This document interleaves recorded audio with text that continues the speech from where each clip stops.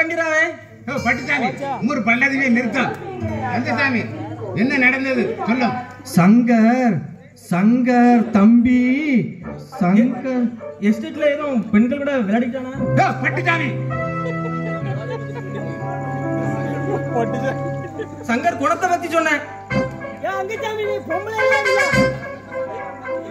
கந்தசாமி எஸ்டேட்ல என்ன நடந்தது நீ தைரியமா சொல். சங்கர் எஸ்டேட்ல வேலை பார்த்த 6 தொழிலாளிய வேலையில இருந்து விரட்டிட்டாரு. வாத்தியங்க பிள்ளைங்க கையை பிடிச்சு வைக்கிற மாதிரி ஏதோ தப்பா நினைச்சேன்.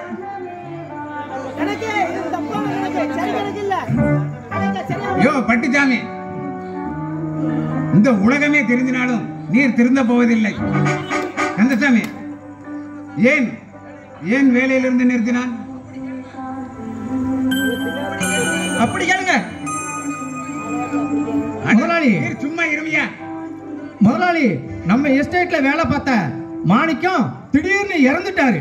அவர் இறுதி சடங்கு போறக்காண்டி அவங்க 6 பேரும் போயிட்டாங்க. பணத்தை தூக்கிட்டு போக 4 பேர் போதுமே. பொம்மரை தூக்கிட்டு போறதுக்கு 2 பேரும் போதையா? அது எப்படி போதும்? ஒரு கட்ட வண்டியில வச்சு ஒருவர் முன்னால இழுக்க ஒருவர் பின்னால இருந்து தள்ள. கந்தசாமி கண்ணன் ரவி யாரும் தடுக்கவில்லையா? ரவி தம்பி மண்டாடி கேட்டது அப்பாட்ட சொல்லி அவங்க என்ன முடிவு எடுக்கிறாங்களோ அதன்படி நடவடிக்கை எடுக்கலாம் என்று கூறினார். அதற்கு சங்கர் என்ன சொன்னார்? டே ரவி, என்னுடைய முடிவு இறுதியான முடிவு. அடிமைகளும் அனாதைகளும் என் முடிவை பற்றி கவலைப்பட வேண்டாம் என சங்கரையும் ரவியும் அவதூறாக பேசினான். யார் அனாதை? என் உயிரை காத்த உத்தமனின் மகன் ரவி அனாதையா? யாருமே விரும்பாத புதிர் நடந்த காட்டை சோலை வனமாக்கிய கணக்கு பிள்ளை மகன் கண்ணன் அடிமையா? இருவரின் தந்தைகளால் தான் இன்று நான் தலை நிமிர்ந்து நிற்கிறேன். சங்கர் இப்ப எங்க? முதலாளி, எனக்கு முன்னாலே ஊருக்கு வந்து விட்டதே. ஐயோ அதான் சங்கர். ஆமா சங்கர். ஆமா, எஸ்டேட் தொழிலாளர்கள் ஏன் வேலையிலிருந்து இருக்கிறார்? அவர்களை விரட்ட உனக்கு என்ன உரிமை இருக்கிறது? மாமா, நம்மிடம் கை கட்டி வேலை பார்த்து கை நீட்டி வேலை பார்க்கும் வேலைக்காரர்களுக்கு பரிந்து பேசும் உங்களை பார்த்து நான் வெட்கப்படுகிறேன். யார் கை நீட்டி சம்பளம் வாங்கிறது? அவர்கள் கை நீட்டி வேலை செய்யவில்லையால் நாம் எல்லோரும் கை கொண்டு சாப்பிட முடியாது. அப்போ கரண்டியால சாப்பிடலாம். பட்டுசாமி எரிகிற எண்ணெய் விளக்குல எண்ணெய் வார்க்காதே. மாமா, இப்பொழுது என்ன நடந்து விட்டது என்று இந்த அலட்டல் அலட்டுகிறீர்கள்? என்ன நடந்ததா? இறந்து போன மாணிக்கம் இந்த மண்ணை பொன்னாக உழைத்த உயர்ந்த உழைப்பாளி. அவர் இறுதி சடங்குக்கு சென்றவர்களை நீ வேலையில் இருந்து அனுப்பியிருக்கிறார். அது எவ்வளவு பெரிய தவறு? தவறே இல்லை. விடுப்பு எடுக்காமல் வேலையில் சென்றார்கள். அதை பற்றி கவலைப்பட வேண்டியவன் நான். அப்படி என்றால் எந்த தவறு நடந்தாலும் தட்டி கேட்கும் உரிமை எனக்கு இல்லையா மாமா? ராமநாதனோட தங்கை மகன் உனக்கு உண்டு.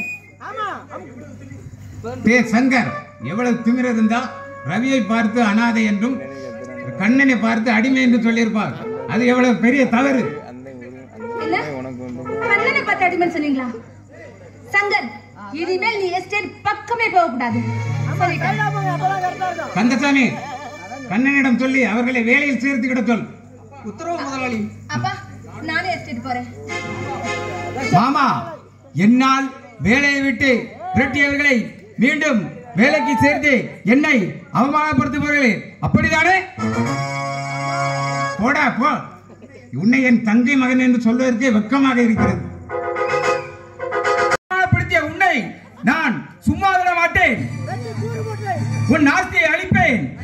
உன் அந்தஸ்தை அடக்குவேன். உன்னை அனாதையாக்குவேன். உன் மகனின் வாழ்வை சிறந்த வாழ்வாக்கி புரிந்து கொண்டிருக்கும் என் இதயத்தை பூரிப்பாற்றுவேன். வீரியம் மிகுந்தவன் என்று பேசுகிறாயே, என் சபதத்தால் உன் வாழ்க்கையை சின்னாபுனமாக்கி வைப்பார். பகல்ல தூங்கிட்டே தான் இருக்கேன். தாரா, உனக்காண்டி ஒரு கவிதையே எழுதிதான் பாத்துக்கேன். மேகமும் மின்னலும் என்னை மறைந்து மறைந்து பார்க்கின்றன, ஆனா நீ மட்டும் ஏன் என்னை தலை நிமிர்ந்து பார்க்கவில்லை? மேகமும் மின்னலும் உன் கண்களை பறித்து விடும் என்று பயமா, இல்லை நம் காதலை பறித்து விடும் என்று தயக்கமா? சொல் தாரா, சொல். இந்த வசந்த மாளிகையை உனக்காக தான் கட்டி வச்சிருக்கேன். என்னடா தூக்கத்துல வளர்ற, அதுவும் பகல்ல? இங்க முதலாளி மேல சங்கருக்கு பொறாம புயல் வீச ஆரம்பிச்சுட்டு. யாரு? புல்லட் ரவியா? வந்துட்டியா? என் தாராவை தூக்கிட்டு போறதுக்கு வந்துட்டியாடா நீ? சண்டாளா, நான் கணக்கன் பட்டுசாமிடா, என்னையா புல்லட் ரவின்னு சொல்லுகிறாய்? போடா. ஏய், உனக்கு இதுக்கு மேல மரியாதை கிடையாது. உனக்கு அடி போட்டாதானே தெரியுடா. இந்தடா வாங்கிக்கணும். ஏ, நான் யாரு தெரியுமாடா? நான் பட்டுசாமிடா. யாரு? யாரு? பட்டுசாமியா? என்ன நீங்க வயிற்ற பிடிச்சிட்டீங்க? ஏதாவது ஒரு வயிற்று வலியா? காலைல கீழே போயிட்டுக்கிட்டு வரலையா நீங்க? எல்லாம் போயிட்டு வந்தாச்சுங்க. சண்டாளா, உனக்கு நானா இல்லை இல்லனா? நீங்க எனக்கு ஒரு புழு. டேய், நீ புழுங்களே என்று பேசாதே. நான் யார் தெரியுமா? பல கோடிக்கு அதிபதியான ராமநாதன் வீட்டு கணக்கு பிள்ளை. நான் யார் தெரியுமா? ராமநாதன் முதல் அவருக்கு நாயமாய் சுத்திருக்கின்ற கணக்கு பிள்ளை வரைக்கும் படி இழக்கிற ஆண்டவன்டா. நான் இல்லைன்னு வச்சுக்கியா, மனிதர்கள் வரும், பண்டி வர பட்னி தான். தப்பு பண்ணிக்கின்னு பேசாத. எனக்கு ஒரு கோவம் வந்துச்சு. குலச டாஸ்மாக்ல போய் ஒரு புல்லு வாங்கிட்டு அது கூட்டு கொண்டு சுட்டு தின்னு விடுவேன். பாத்துக்க ராஸ்கல். யோ, என்னையா சுட்டு தின்னு போறேன்னு சொல்ற? உங்களுக்கு திருட்டுத்தனத்தை முதலாளிட்ட சொல்லி உன் சீட்டை கிளிக்கல. என் பேர் சிங்கம் சிங்காரம் இல்லையா? ஏ, நான் என்னடா தப்பு செய்தேன்? ஏதோ கணக்குல தப்பு தப்பா எழுதிருப்பேன். இது ஒரு தவறா? எனக்கு 18 வயசுல ஒரு பொண்ணு இருக்கியா? நான் இதை வச்சுதான் நான் அவளை கரையேற்றணும்.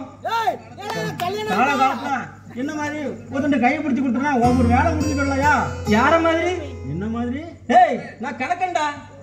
உன்ன மாதிரி மடப்பள்ளி பையனுக்குலாம் என் பொண்ணை கட்டி கொடுப்பேன் நினைக்கியா? கோடீஸ்வரனுக்கு கட்டி கொடுப்பேன்டா. யோ, உன் பொண்ணு ஒரு பொண்ணாயா? உளுந்து அரைக்கிற அம்மி மாதிரி வள வள வளர்னு. அது ஒரு பொண்ணு. என் பொண்ணு ராணிய நீ நேரடியா பாத்திருக்கியா? நேரடியா பார்த்தா போராட்டம் தான். போராட்டமா? ஆமா, என்ன பார்த்துட்டேன்னு வச்சுக்கியா, உன் பொண்ணு என்னடையா கல்யாணம் கட்டணும் போராட்டமா பண்ணுவா.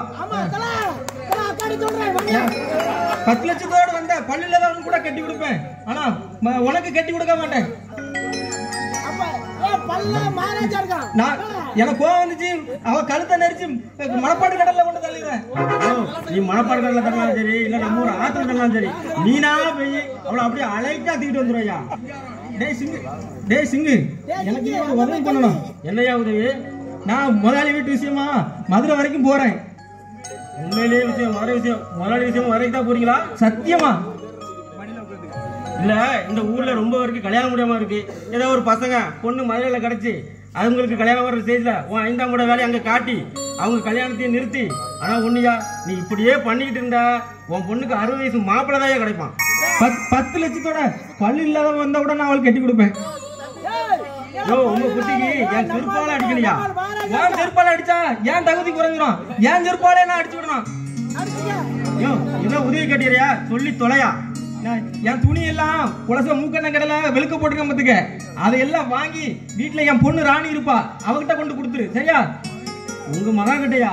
யோ, வேணாப்பா வேணாம். யாராவது பார்த்துட்டே வச்சுக்கலாம், கண்ணும் காது வச்சு பேசுவாங்க. அப்புறம் நான் யாராவது கண்டான்னு வச்சுக்க, அது பெரிய பிரச்சனை ஆகி போறதா? யாராவது கண்டா உங்க பேரனோட தான் இருப்பான், பேரன் இருப்பான்னு சொல்லுவாங்க. டேய் கண்ணா, அப்படி பேசாத. எனக்கு ஒரே ஒரு பொண்ணு தான் இருக்கு. அவளுக்கு ராஜா மாதிரி மதுரையில பொண்ணு பார்க்க வரேன்.